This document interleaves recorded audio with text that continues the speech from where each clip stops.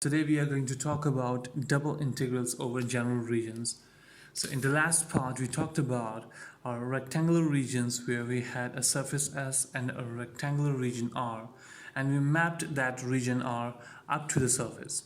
This is how we got to know the volume. Today we will have the volume problem again and still have the surface S, but the only difference today we have is we don't have the rectangles, so we will have these general regions, right? And then again we have to map the R up to our surface and calculate the volume. So moving ahead, for single integrals, the region over which we integrate is always an interval, right? But for the double integrals, we want to be able to integrate functions f not just for over rectangles but also over regions D for more general shape.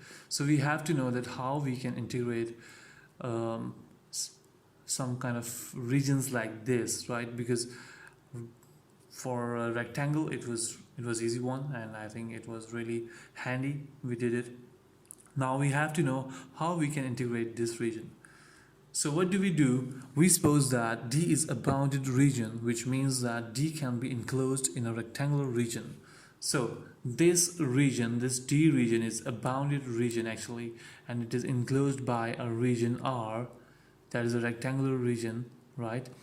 In this figure 2. So we define a new function with the domain R. We're gonna define new function. This is our new function, capital F of x comma y, and it would be equal, if our x and y are lying in the D region, then it would be equal to f of x, and if our x and y are lying in the region R but not lying in the region D, then it would be equal to 0, right? So if f is integrable over R, then we define the double integral of f over D. So we have equation number 2 like that. It would be double integral of region D, f of x comma y into dA, right? So double integral of region R into capital F of x comma y dA. So it means that this would be equal to this equation, right? So definition 2 really makes sense, because this R is actually a rectangular and that rectangular region, right, in which our D is going to be enclosed. So the procedure that we have used is reasonable because the values of f of x comma y are 0 when xy lies outside. As we know that we just mentioned, if the x and y are lying outside the D but still they are inside the R, the value is going to be 0, right? This means that it does not matter that rectangle R we use as long as it contains D. So in the case where f of x comma y is greater than or equal to 0, we can still interpret our double integral D f of x comma y dA as volume of the solid that lies above D and under the surface z is equal to f of x comma y. So we can see two graphs over here, two figures, figure 3 and figure 4, and we can just compare these two figures, right? So in these particular figures, it says our double integral of region R, that is f of x comma y d, is the volume under the graph of f. So you can see this, it is the same thing. We can see, and we can just easily calculate the volume over here, right? Because it is equal, and still it is lying in this rectangular region. Our region D is lying in the rectangular region R, right? Figure 4 also shows that f is likely to have discontinuities at the boundary points of D. Nonetheless, if f is continuous on D and the boundary curve of D is well behaved, then it can be shown that our double integral of region R f of x d exists, and therefore our double integral of region D f of x comma y d exists. In particular, this is a case of type 1 and type 2. Okay guys, about type 1 and type 2, first thing first, we have to know that we have to understand actually There are two types of regions, right? The two types of region are except of that rectangular, because that is another type of region, and we have name for them. One is type 1 and other one is type 2. Okay, so type 1 and type 2. All right, so when we talk about the type 1 has two vertical boundaries actually. Two vertical boundaries. You can see these two vertical boundaries, A and B, right? A and B, A and B. So actually these are the vertical boundaries of our type 1, okay? These are the examples of type 1 actually. So this have the vertical boundaries of in our xy plane, right? And horizontal boundaries might be, or should be, not might be, should be these functions. Our y is going to be equal to g2 of x and y is going to be equal to g1 of x, right? So you can see this is the set paired rule for the type 1. Type 1 must have these vertical boundaries, and that vertical boundaries should be along the x-axis, A and B, these intervals, right? And our horizontal boundaries or curves must be y should be a function of x, right? Y is equal to g1 of x, y is equal to g2 of x, right? In all these three examples. So it says a plane region D is said to be type 1 if it lies between the graph of two continuous functions of x. Two continuous functions of x, right? This and this is a continuous function, right? And this is a continuous function. So it would be like D is equal to x, y, where our x is equal to or greater than A, and it should be equal to or greater than B, right? And it should be our g1 of x, then the y value must be greater than or equal to g1 of x and smaller than or equal to g2 of x, right? So you just have to mind these two things. I'm sorry, I'm just gonna remove all this. All right, so it says that our x would be like this, A to B, which is this. On the x-axis we have A to B, A and B, right? And when we talk about our y-axis, it should be functions g1 of x and g2 of x, right? So here is g2 of x and here is g1 of x. So these are the actual examples of our type 1 regions, right? This is the type 1 region, type 1 region, type 1 region, right? So all these things are available. This is actually the domain of our type 1 region, all right? Where g1 and g2 are the continuous on AB, right? These are the continuous. They should be continuous functions, right? So these are the examples of our type 1. In order to evaluate the double integral of region D, f of x comma y dA, when D is a region of type 1, we choose a rectangle R is equal to AB multiplied by CD that contains D, right? Guys, here's the deal, right? It says in order to evaluate this particular equation when D is a region of type 1, okay, this is region of type 1, understand? We choose a rectangle R. This is our rectangle R, right? And this is AB into CD, right? Our AB into CD that contains our D. This is the D, right? And this is a rectangle which is containing D, understand? So we'll let f be the function given by the equation number 1, and f agrees with this capital F agrees with the smaller x here on D, and f would be 0 if it is outside D. If our x and y are outside D, it would be 0. Our capital F would be equal to 0, right? So according to the Fubini's theorem, these two these two values are actually equal to this one. And now we have to mind one thing, whatever our constants are, they're going to be integrated last. Okay, here a and b, these are going to be constants and they would be integrated last. So we have to integrate the inside first, right? So we have to go inside out, understand? So here we go, we will have our functions over here. So g1 of x would be here and g2 of x would be here.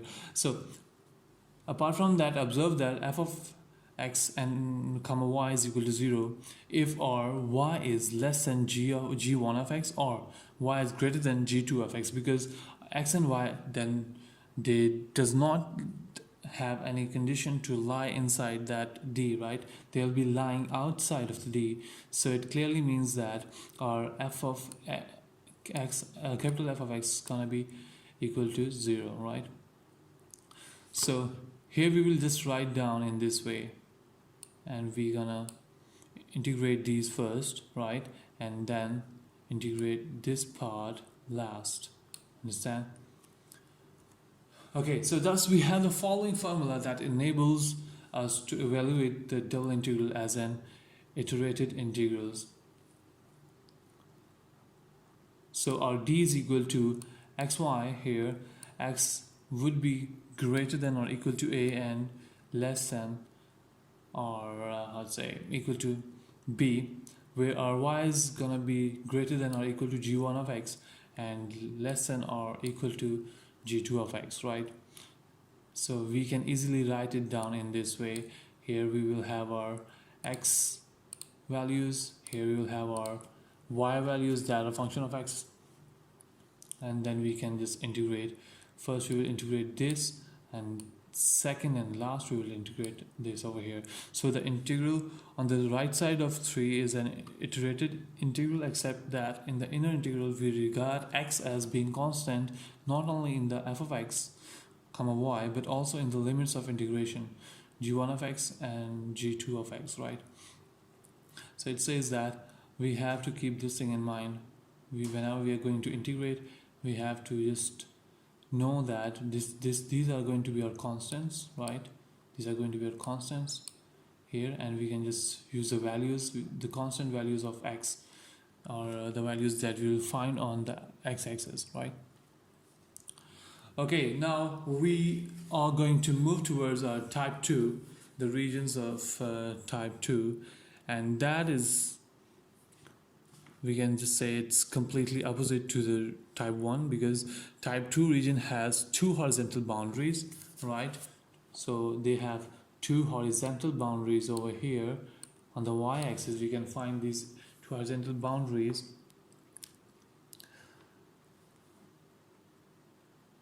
and then these vertical curves, right? Suppose these are the vertical curves. So we have to know whenever we find such kind of region, that would be a type 2 region, region of type 2 or type 2 regions, understand? So what do we have? We have these horizontal boundaries over here, two horizontal boundaries, and then vertical curves over here. That indicates this type 2, right? And in this particular domain, we can see that our y should be equal to or greater than c and less than or equal to d, right?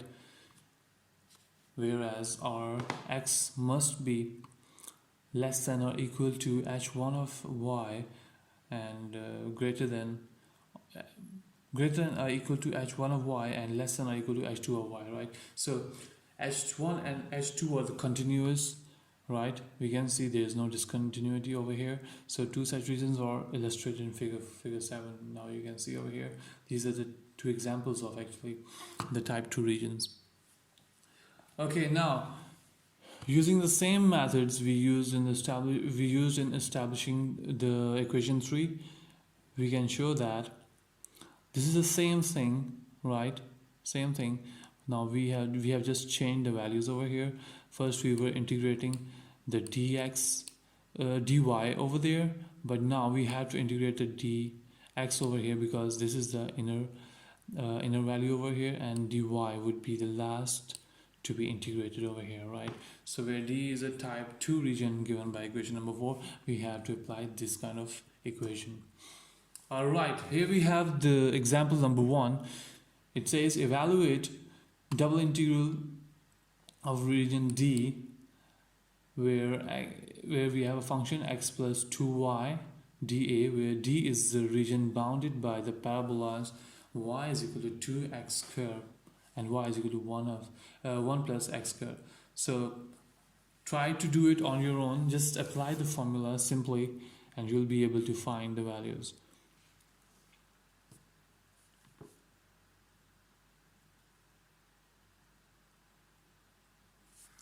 Okay guys, moving to the solution. So actually we are going to evaluate our double integral over the region D. Our function is x plus 2y d. So this is actually double integral over the region of D, right? So what do we have? Our region D is actually bounded with y is equal to 2x squared and y is equal to 1 plus x squared, right? So firstly we try to draw a graph. Okay, so whenever we are just going to solve it down, we have to draw this particular graph, and after graphing this region, now we know we have to figure out whether we have to integrate with respect to y or x. Understand? So what do? There are the parabolas over here. We can see two parabolas according to the values of y. So this one is actually 1 plus x squared, and this is our 2x squared, right? So two parabolas we have, and they are intersecting each other. We note that the region D sketched in figure 8 is type 1 region but not type 2 region. We can write, so it is a type 1 region actually, right? So when we have this type 1 region, we have to find the constants on the x-axis, right? Here we have these constants on the x-axis, -1 to 1. This is the limit, upper limit and the lower limit of this particular graph, right? Okay, now going ahead, since the lower boundary is y is equal to 2x squared and the upper boundary is y is equal to 1 plus x squared, right? We can see over here, this is the lower boundary, like lower limit, we can say that, and this is the upper one. Okay, now we have this particular equation, and now what do? First of all, we have to integrate this one, and later we will be integrating our dx. Okay, integrating our this value, we will be finding something like that, where we have the values of y. The upper value is 1 plus x squared and the lower value is 2x squared, right? So this is how we just plug in the values over here. After plugging in the values and subtracting our upper value, our lower value from the upper value here, which is the rule of integration, we'll find something like this, right? We're gonna find something like this, and then we are up to integrate our d of x, which is the second integration, right?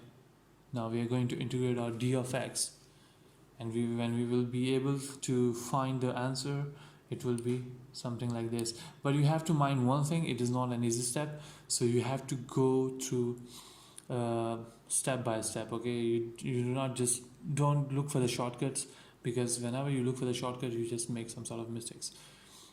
So this is how we just find the answer, right? First of all, we have to know that from which is the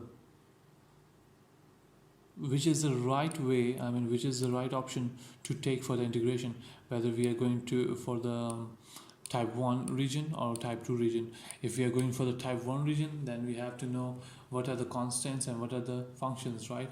And after that, we have to plug in those values, right? We have to apply the integration, then plug in values, and then we will have this answer over here. Alright, moving to the properties of double integrals. We assume that all the following integrals exist. The first three properties of the double integrals over a region D follow immediately from the definition 2. Alright, so what do we have? Yesterday, in the last lecture, we talked about the same thing, right? Double integral of region D into f of x comma y plus g of x comma y would be equal to double integral of d f of x comma y dA plus double integral of d g of x comma y into dA. So that's another equation of this particular double integrals, right? On the other hand, if we have this constant, right, if we just add the constant over here before our function f of x comma y, we can write it down. We can make our equation like this, and we can write it down our constant over here before the double integration, right? And then we can write double integration on the region D, then our function f of x comma y, then dA. So if our f of x comma y is greater than g of x comma y for all x, y in D, then we can also write it down in this way, right? It means that our this value is equal to or greater than our this value where we have function g of x comma y. So the next property of double integral is similar to the property of single integrals given by the equation, right? So we have to recall this thing. When we have our integration a to b f of x dx is equal to our integration a to c f of x dx plus integration c to b f of x dx, right? And here we can see actually we have our d, right, which is equal to our d1 union d2, right? This is a d1 and this is our d2 over here, and they do not overlap actually, except on the boundaries perhaps they might overlap, but they do not actually overlap. They are just joining each other on this boundary, right? So it means that we can write it down in this way as well, right? So we have this equation 9, and it would be our double integral of region D f of x comma y is equal to double integral of d1 f of x comma y dA plus double integral of d2 f of x comma y dA. So we can just easily understand this thing since we have this d, right, and then we just add these d1 and d2 and make this d over here. So that's equal to, this is another equation, or this is another property of our double integrals. So property 9 can be used to evaluate double integrals over regions D that are neither type 1 or type 2 but can be expressed as a union of regions of type 1 and type 2. Alright, so here we have a deal. We can see this D over here, right? And it doesn't seem like D1 or D2, type 1 or type 2, because in type 1 we discussed that in type 1 we will have our vertical boundaries, right? And in type 2 we will have the horizontal boundaries like that. So if it was a type 1, it should be like this. It should be like this. If it was type 2, it should be like something like this, right? But it is not both of them. So what do we see over here? What do we see over here? Sorry guys. Right, so it is actually combination of D1 and D2. We can see it's a union of D1 and D2. So this D, this is a D, right? D is equal to D1 union D2, and D1 is actually type 1. D1 is actually type 1 and D2 is type 2. So we can easily say that it could be another property of that double integrals. Okay, the next property of integrals says that if we integrate the constant function f of x comma y is equal to 1 over a region D, we get the area of D. It simply means that we have this equation 10, and in this equation it says that if we have a double integration of area D or region D, and then we have a constant over here, right, then dA is equal to our region D or area D. So let's see with this illustration of equation number.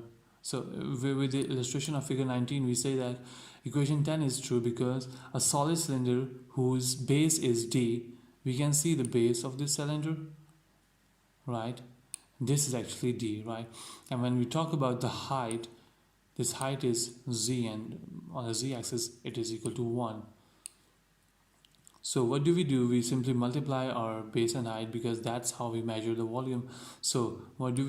We multiply our base and height, and that is going to be equal to AD. But we know that we can also write its volume as double integral of region D 1 dA. So that's how we can also write. Okay, finally we combine properties 7, 8 and 10 to prove the following property, right? It means that if our m is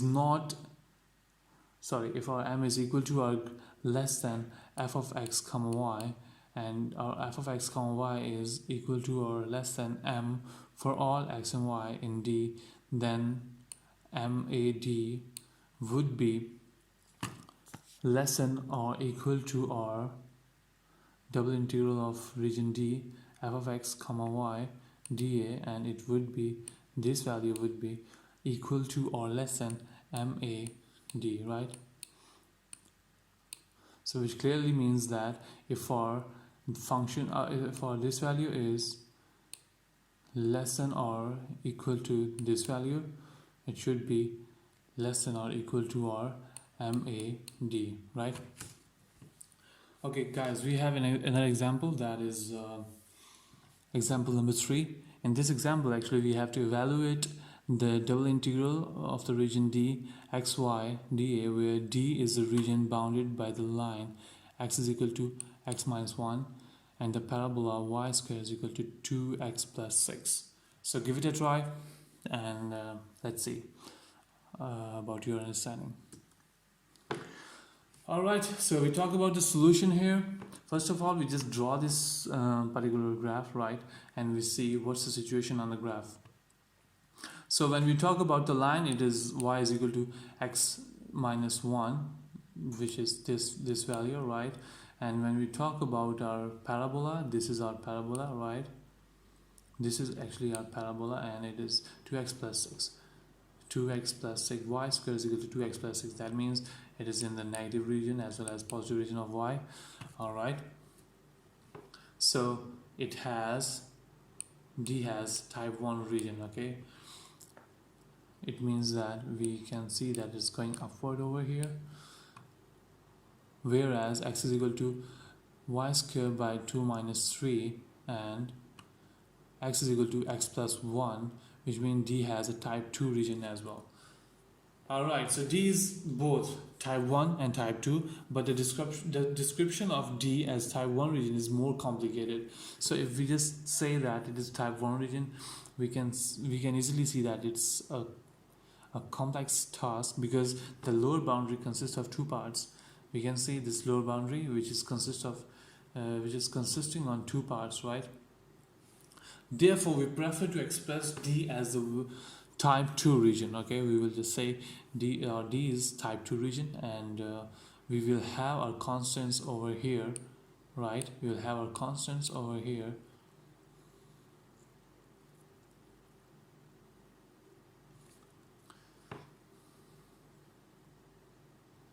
So which says that our y is gonna be equal or less than equal or greater than minus 2 and equal than less than 4.